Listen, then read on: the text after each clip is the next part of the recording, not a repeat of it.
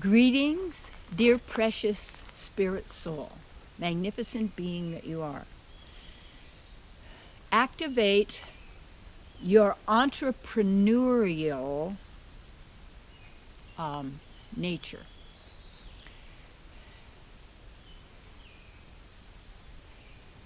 There's not a lot of support in this reality for you being all that you are. I noticed years and years ago the laws and rules are basically made by others who don't follow them to keep you down, to stop you, to depower you, to keep you from knowing who you are and being who you are. Using reward, punishment, threats, lots of money, all these things, all this stuff.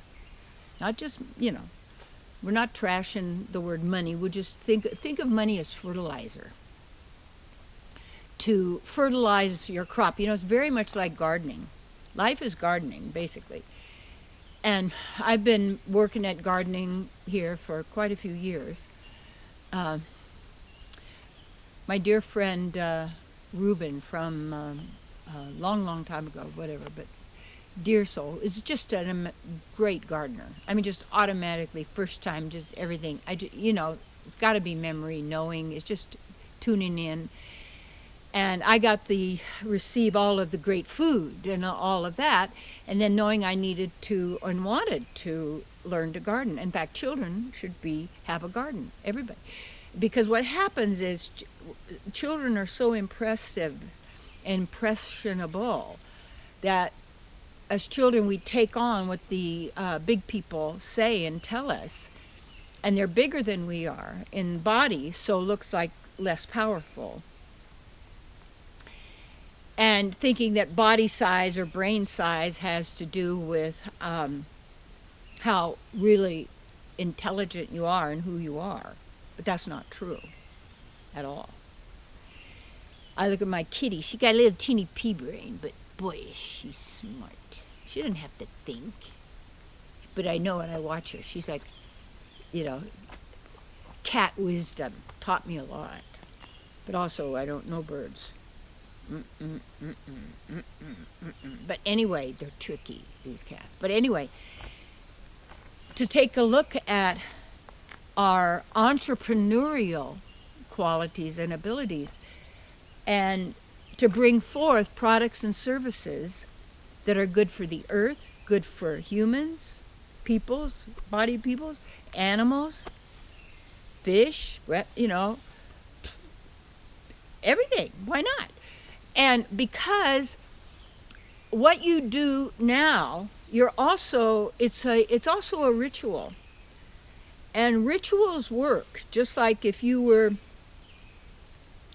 doing a blood and flesh sacrifice that some so-called groups do in a ritual, like eating the flesh and drinking the blood is something like, that's cannibalism. And what happens is calling it nice a ritual, but it is the same thing. Because you want to know that the way the mind works, you want to know the anatomy of the mind, the conscious, the subconscious, the unconscious, and how easily that is programmed, you see. So we're then also you want to know how it operates. And as children, I was really fortunate to be able to be an entrepreneur. And it was because I never wanted to ask my folks for money because they didn't have it. And why would I cause them stress for something I wanted to do? And also my great-grandmother would help me and different things. Like she was my spiritual partner. She's also my granddaughter now. And that's what people tend to do. They go in groups and just keep reincarnating together. And you've been royal, you've been a beggar, you've been sick, you've been well. You've done it all, male, female, whatever. Okay, this is what people do. All of this stuff.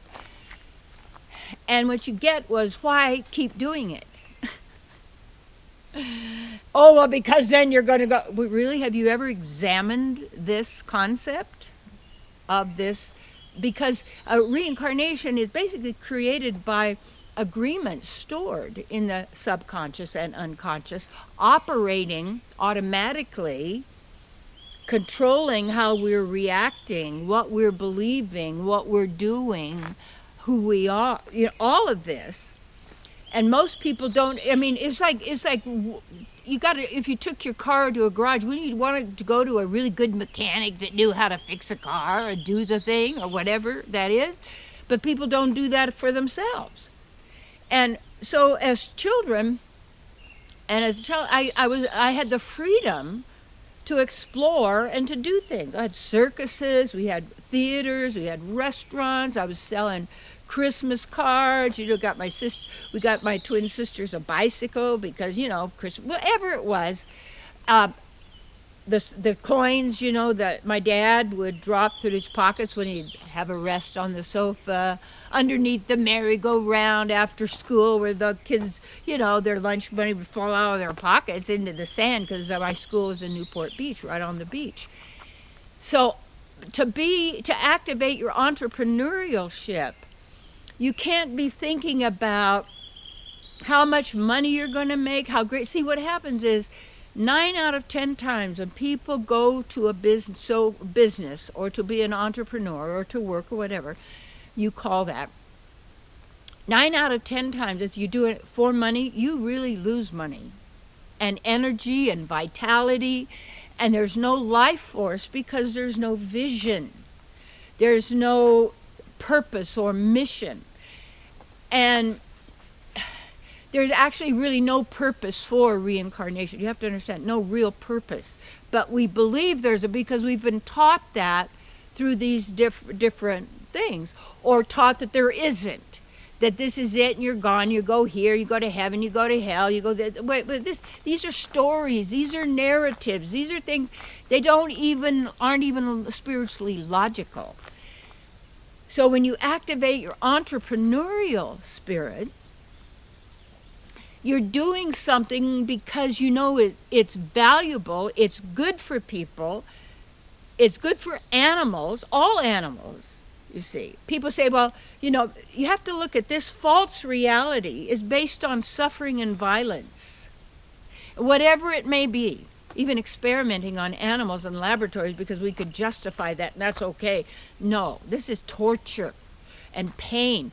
Because even though that is in a sense, an overlay of the divine true reality, of magnificence and divine, there's no words, okay? That person does feel that and experience whatever that may be. So when we're told also as children that you can't, you're stupid, or you have, and you go to look to what your job is because it's in computing, because it's in virtual, because it's in this or that, because that's going to be where your most money is, because then you're going to get what? Better sex, more opportunity, more glitter, more fame, more glorification, more appreciation, you know, feeling superior, giving up that inferior feeling of not good enough, I finally made it. You see, you're already there.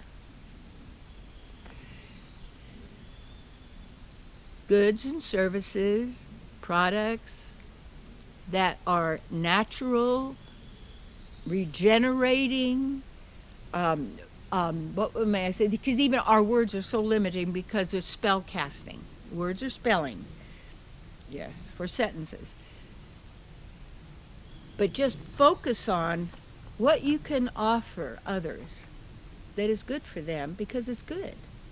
Wholesome, wonderful, enlivening, see, and everything like that. And then you just begin and you start to offer it, you see. But you don't have to take a loan to do it. Why? If your business isn't working, why would you take a loan and now be in debt, you see? To be the entrepreneur that you are